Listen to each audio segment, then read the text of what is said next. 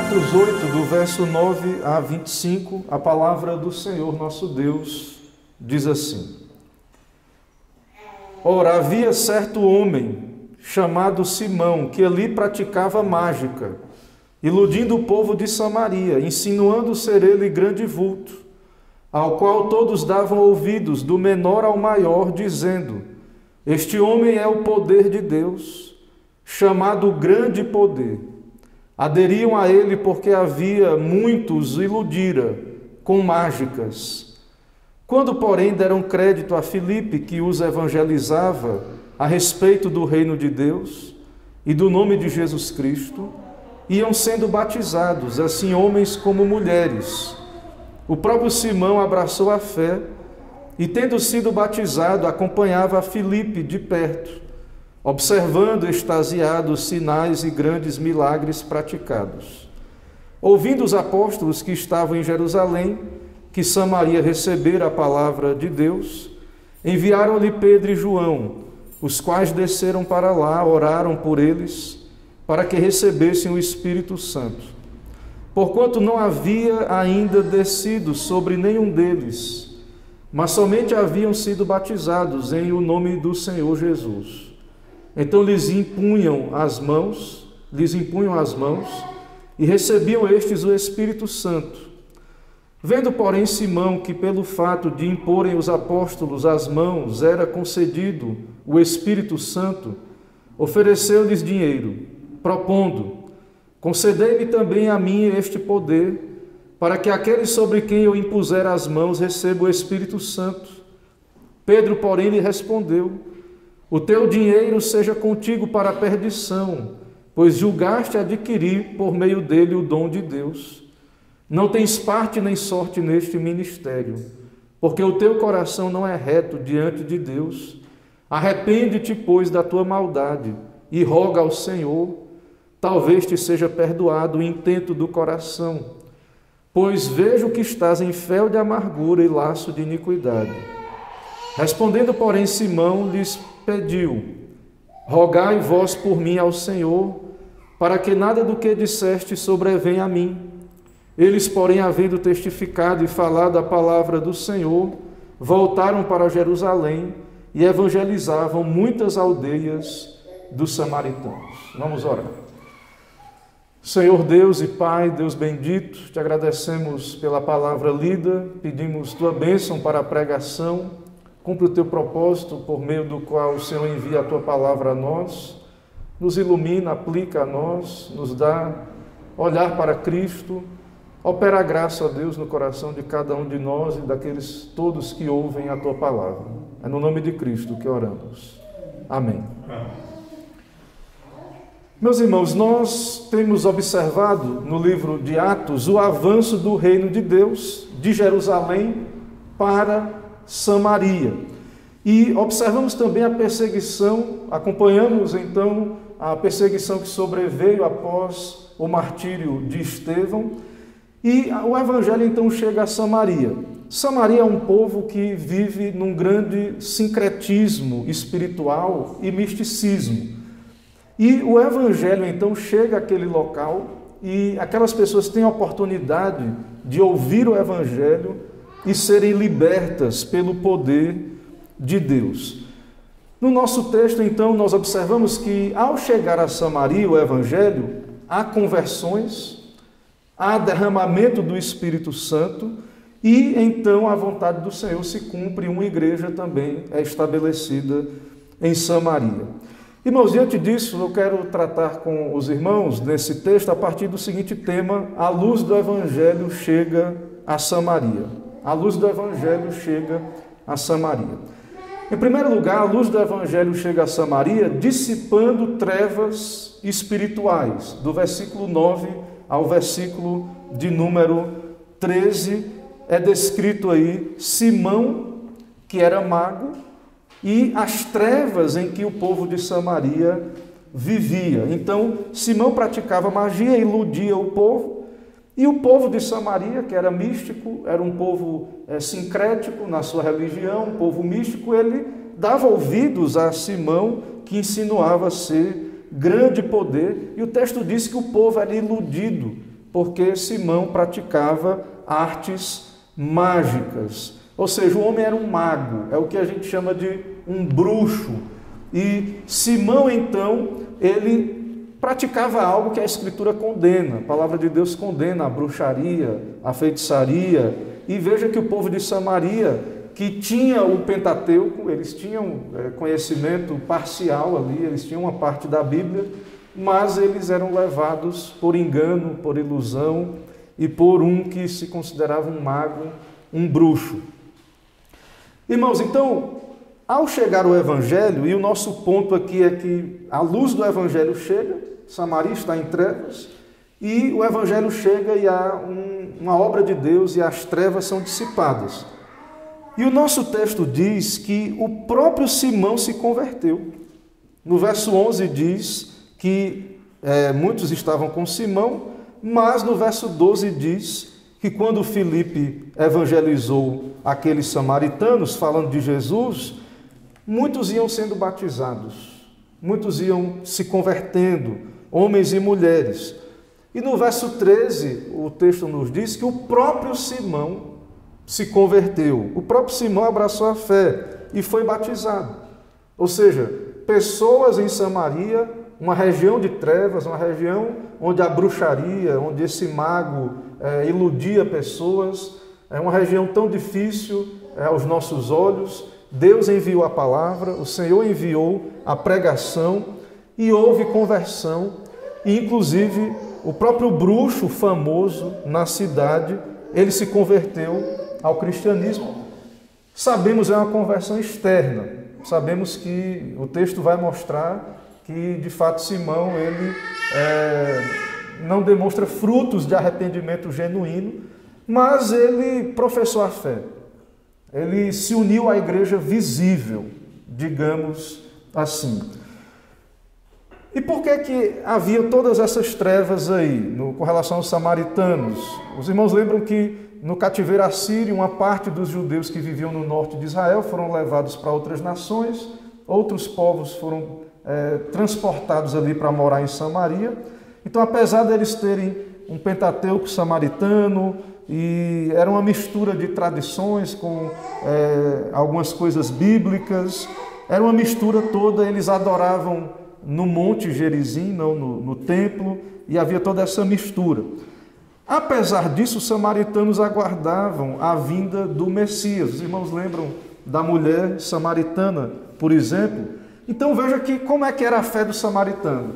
Tinha uma parte de Bíblia, eles aguardavam o Messias como a mulher samaritana, mas ao mesmo tempo eles eram abertos a um cidadão aí, um bruxo, à feitiçaria, ao misticismo.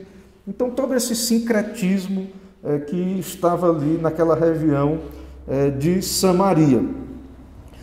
E por conta da situação espiritual de Samaria, Simão era grande ali. Simão era famoso entre os samaritanos. Mas foi só Filipe chegar com o verdadeiro evangelho. O evangelista, como temos dito, um diácono e um dos primeiros evangelistas, um auxiliar apostólico, alguém comissionado a pregar a palavra de Deus. Então, ao chegar a pregação do evangelho, com sinais, prodígios e milagres, então esse poder de Deus, o evangelho que é o poder de Deus, operou uma libertação grandiosa daquele povo e, de fato, revelou que aquele poder de Simão nada era diante do poder de Deus. O reino de Deus chega a Samaria, ele é anunciado, e o próprio Simão, como temos dito, crê e é batizado.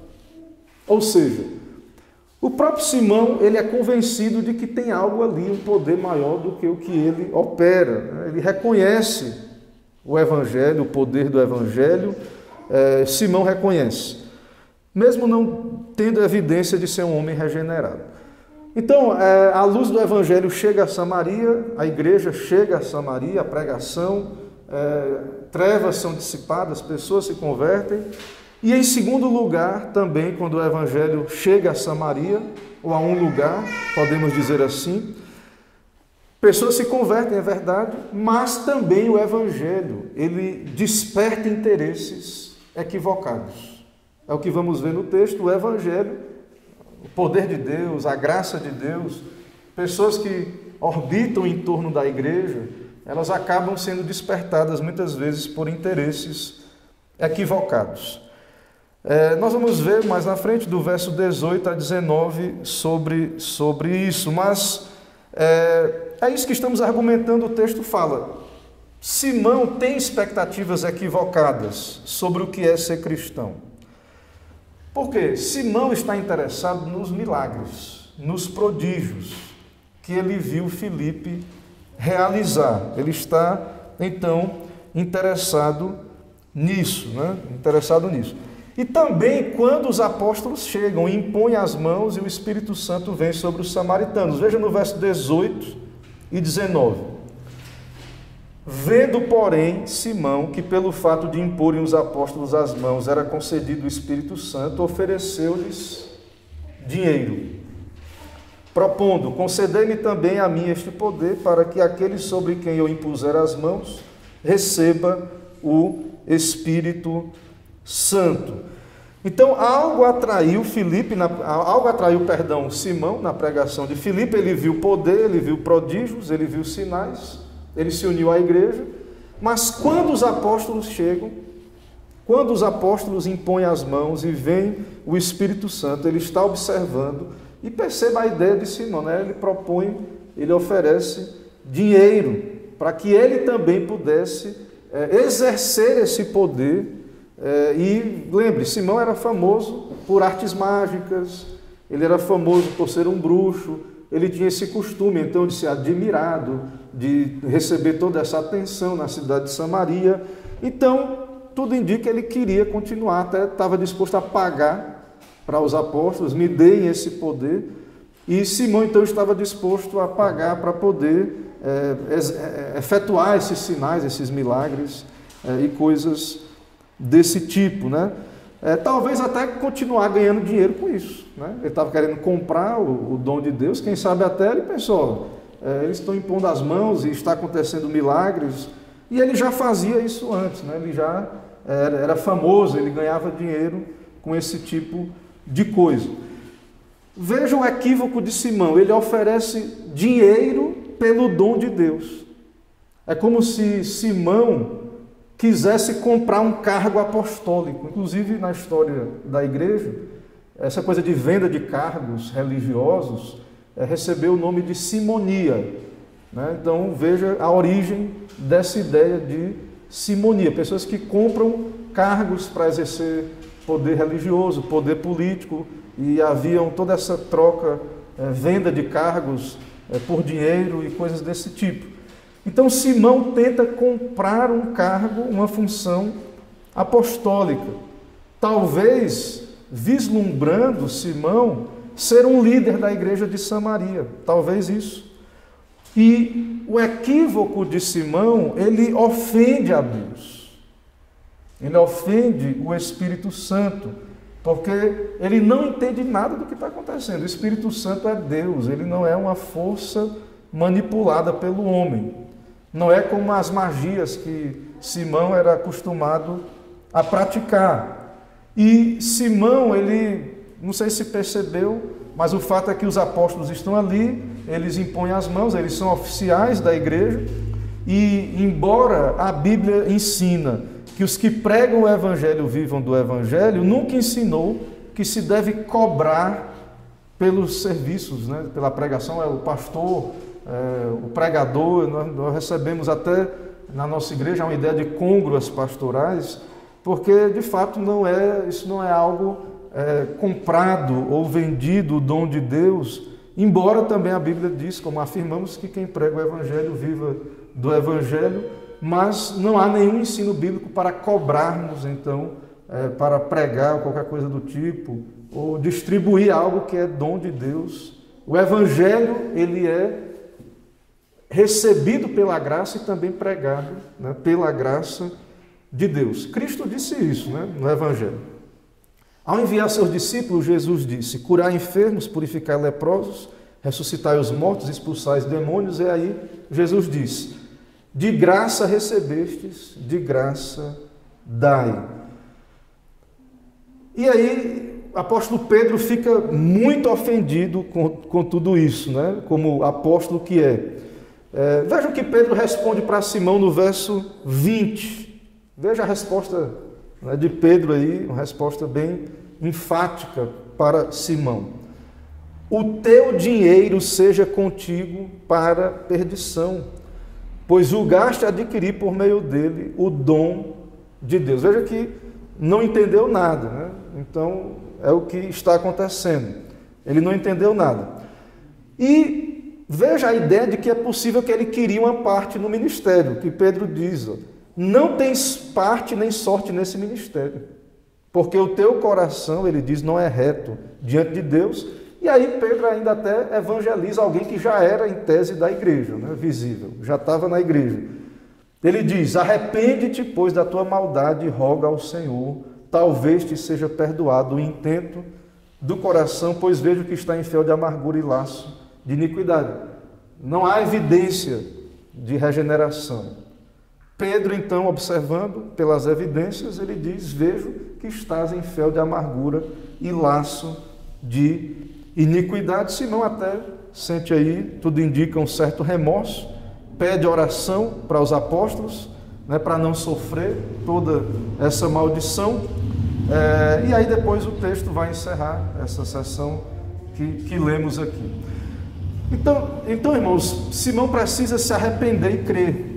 Simão precisa de perdão, ele precisa de Cristo, Jesus. Então, quando o evangelho é pregado, ao mesmo tempo que trevas são dissipadas, também nós vimos aqui no segundo ponto do argumento, também o evangelho desperta interesses equivocados. E claro, nós estamos aqui para pregar, esclarecer, é o que os apóstolos fizeram ali com Simão, mas acontece, né? Acontece o que aconteceu com esse homem aí chamado Simão. Meus irmãos, em terceiro lugar, um terceiro ponto que eu quero enfatizar no texto, a luz do evangelho chega a Samaria, é o tema, mas em terceiro lugar também sobre isso, sobre a luz do evangelho em Samaria, a luz do evangelho traz a presença da igreja, claro, para aquela região específica. Então, a luz do evangelho chega a Samaria e traz a presença da igreja. Então, nós estamos no livro de Atos. Você tem que perceber que Cristo deixou uma igreja, ele instituiu oficiais, apóstolos. Cristo deixou uma igreja. Não é uma igreja moderna com CNPJ, não sei como é que é aqui, em Portugal, né, que tem que regularizar e tal. Mas Cristo deixou uma igreja nessa terra, discípulos e uma organização lá. No caso, apóstolos, evangelistas, profetas, pastores e mestres, diáconos, que já vimos aqui no livro de Atos. E essa igreja, ela começa em Jerusalém, como temos observado no livro de Atos. E segundo o propósito de Deus, essa igreja de Jerusalém iria para Samaria e os confins da terra. E na altura em que estamos do texto bíblico, a igreja chega oficialmente em Samaria. Então, a igreja chega oficialmente ali. Como assim? Como é que vemos isso? Como é que provamos esse argumento? Verso 14. Primeiro Filipe foi e pregou, houve conversões, mas depois veio a presença apostólica. Veja aí no verso 14. Ouvindo os apóstolos que estavam em Jerusalém, que Samaria recebera a palavra de Deus, enviaram-lhe Pedro e João. Meus irmãos, então, 2 apóstolos são enviados. O propósito vai ficar claro. O texto diz que os samaritanos não haviam recebido, nenhum deles haviam sido batizados em nome do Senhor Jesus, não havia sido imposto a mão para que eles recebessem o Espírito Santo. Sim, todo convertido tem o Espírito Santo, mas o que está acontecendo aqui é que era necessário que externamente, visivelmente, em Samaria acontecesse o mesmo que aconteceu em Jerusalém. Era necessário que fosse percebido, os judeus percebessem, que o mesmo que aconteceu em Jerusalém, quando o Senhor enviou lá no dia de Pentecostes o Espírito, aqui, através dos apóstolos, também os samaritanos receberam o mesmo dom. Os samaritanos, que os judeus, vocês lembram, os judeus tinham uma rixa com os samaritanos. Os samaritanos também fazem parte do pacto, também são salvos. Os samaritanos também receberam o mesmo Espírito. Então há uma só fé, um só batismo. Há uma só igreja em Jerusalém e agora em Samaria. Então os apóstolos são enviados, descem para lá e veja que no verso 15 eles oram para que recebessem o Espírito Santo. E no 16 diz, porque não havia ainda descido sobre nenhum deles, mas somente haviam sido batizados. Então, era necessário esse evento histórico, esse sinal externo, para que a igreja do Senhor reconhecesse que, de fato, a igreja de Samaria é uma com a igreja de Jerusalém. Entende? Então, essa ideia da imposição de mãos aqui no texto, dessa recepção do Espírito Santo, ela marca a chegada da igreja oficialmente em Samaria. Então, o que nós temos aqui é o registro histórico do avanço da igreja cristã. Um muro de inimizade entre judeu e samaritano cai aqui. É para o judeu perceber. Isso depois você vai ver mais na frente no livro de Atos, com relação aos gentios, Cornélio. Que depois Pedro vai lá pregar para Cornélio e eles recebem o dom, eles falam em línguas lá, eles recebem o Espírito Santo. E isso é relatado na igreja, lá em Jerusalém, e eles percebem, eles receberam o mesmo dom que nós recebemos, ou seja, eles são parte da igreja, e veja que era difícil para o judeu. Era difícil para o judeu, e a salvação vem dos judeus, o evangelho, os discípulos de Jesus, claro, eram judeus, então a igreja, essas marcas foram dadas para que a igreja percebesse o avanço do reino, a chegada da igreja oficialmente àquelas outras regiões, cumprindo a vontade de Deus. Então, após ouvir boas novas, as boas novas do Evangelho, os convertidos samaritanos aí, do nosso texto, após ouvir as boas novas, eles recebem a visita apostólica, a oração, a imposição de mãos, e temos aí esse derramar do Espírito de modo especial. Ou seja, o que estamos enfatizando, irmãos, é que esse é um evento histórico cumprido. E é o nosso mesmo argumento para o dia de Pentecostes. Não é a ideia de Deus que essas coisas sejam repetidas ou continuassem sendo repetidas na história, certo? Mais na frente, também você vai perceber isso na visita lá e na pregação de Pedro na casa de Cornélio. O que está acontecendo aqui, então, é os apóstolos cumprindo a grande comissão, a ordem de Jesus, de serem testemunhas em Jerusalém, Samaria, até os confins da terra.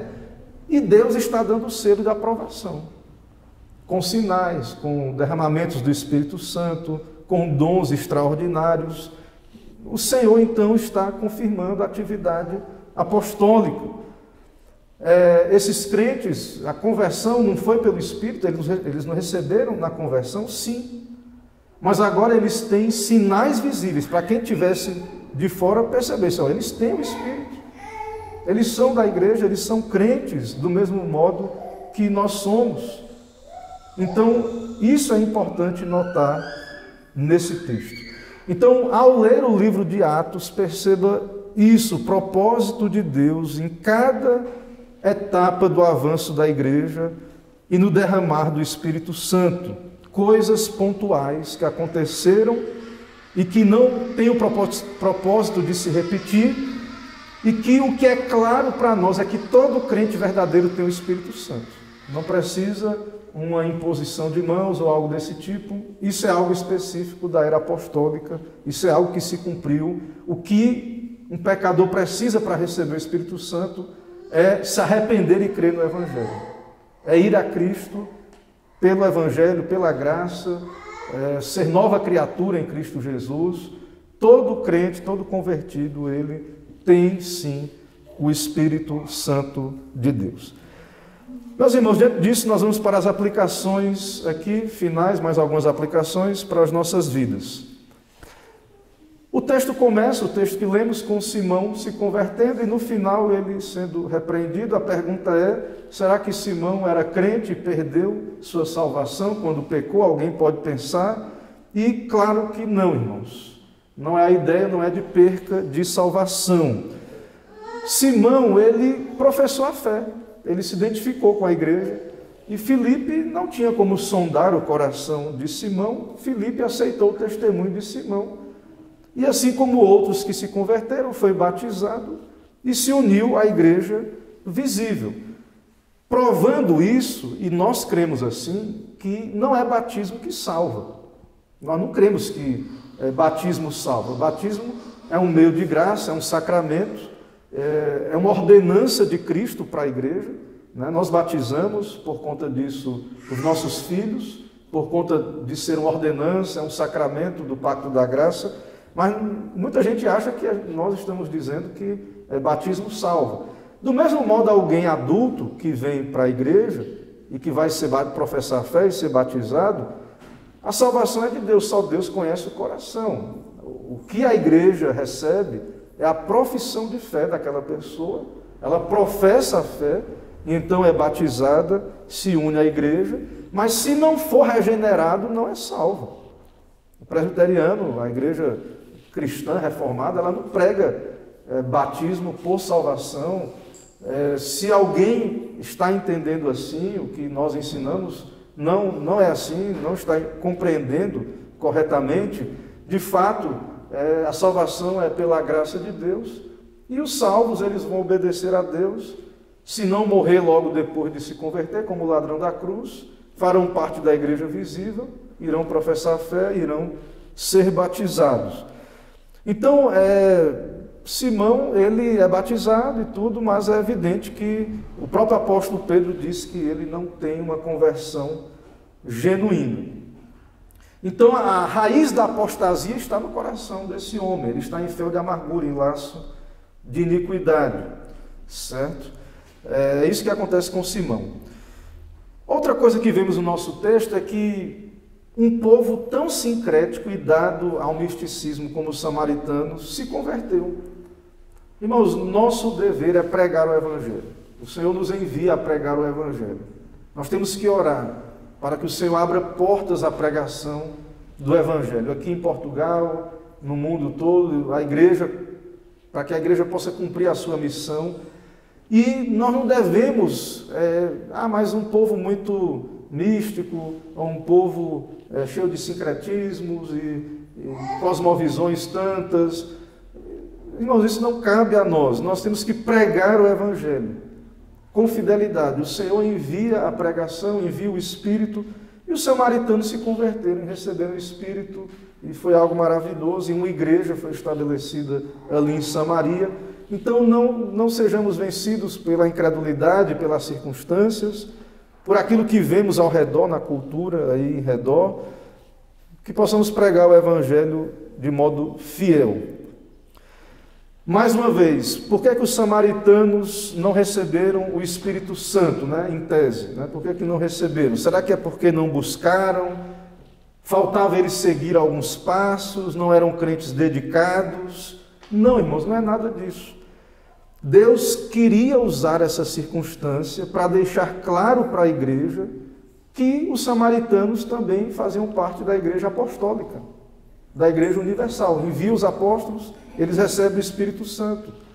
Não tem nada assim que o texto não dá a entender que eles tinham que fazer alguma coisa, subir numa montanha, sair fazendo alguma coisa para receber o Espírito Santo. O Espírito Santo é dado pela pregação da fé.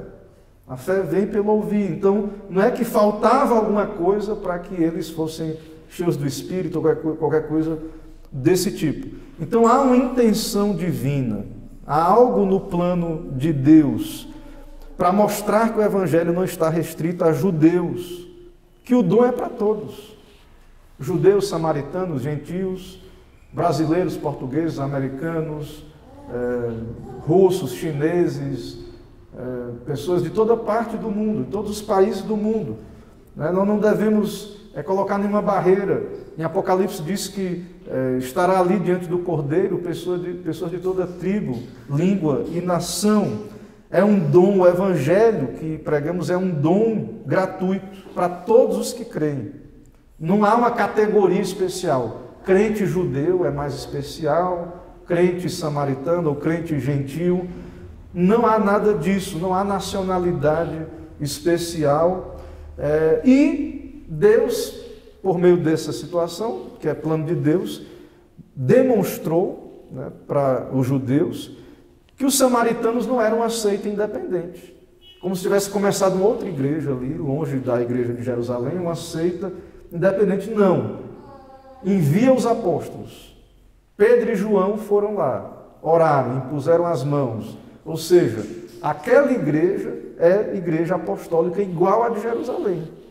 Não tem que haver barreira, não tem que haver separação, certo? Então, isso está aqui por conta disso, dessa maneira, né, que cremos pela graça do Senhor.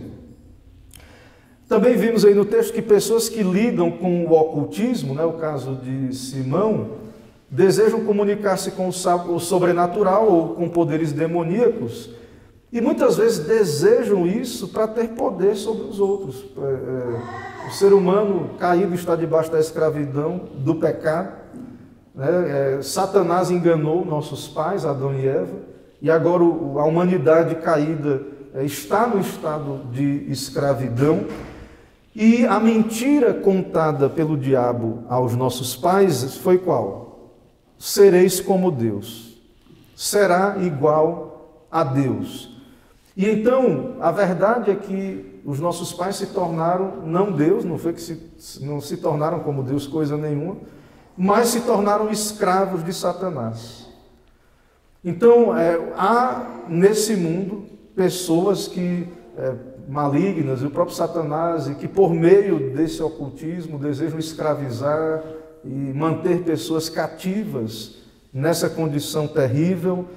E então é algo que precisamos notar. Vemos aqui nesse mago, né, nesse bruxo bíblico aí que está na Bíblia, Simão, que a sua vontade era má, maligna, ele queria exercer toda essa influência, esse poder, algo abominável a Deus, um pecado terrível. E também vemos na Bíblia que tanto no Antigo Testamento quanto no Novo Testamento, a Bíblia denuncia essas práticas abomináveis, o ocultismo. Deus quer que confiemos nele. Deus cuida de nós, de todos nós, o seu povo. Deus supre as nossas necessidades.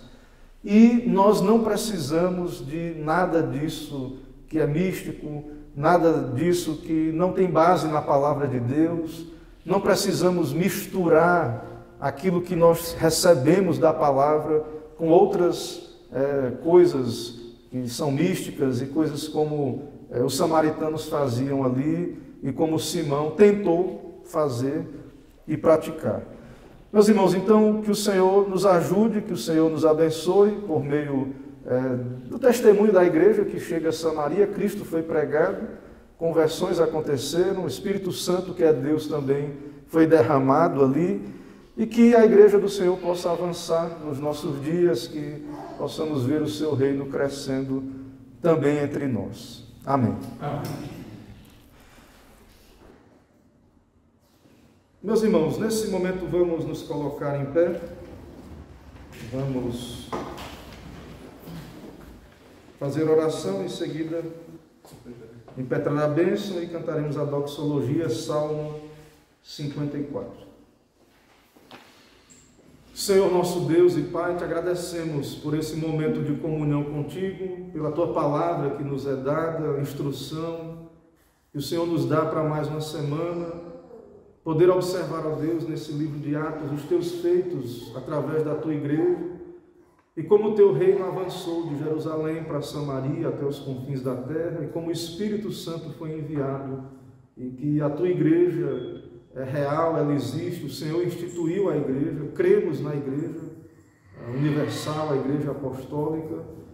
Ó Deus, nos dá a ser fiéis também hoje, pregar o Evangelho com fé. E pedimos ao Senhor que o Senhor mesmo dê vitória ao teu reino, avança o teu reino aqui em Portugal, dá crescimento à igreja, desperta os que estão em trevas Ó Deus, que a luz do Teu Evangelho venha alcançar as regiões tenebrosas que existem nos nossos dias, em todos os países e nações que ainda não conhecem o Teu Evangelho. Retira todo equívoco, ó Deus, toda percepção equivocada, traz clareza, traz luz. E também, ó Deus, que a Tua Igreja, ao chegar num local, como vimos, Samaria, que o Senhor mesmo estabeleça a Tua Igreja e que as portas do inferno não prevaleçam contra a Tua Igreja, que ela venha avançar e cumprir todo o Teu propósito. Nos dá uma semana de paz, nos guarda, nos protege, nos abençoa, ó Deus. Assim oramos, pedimos todas essas bênçãos em nome de Jesus Cristo. Amém.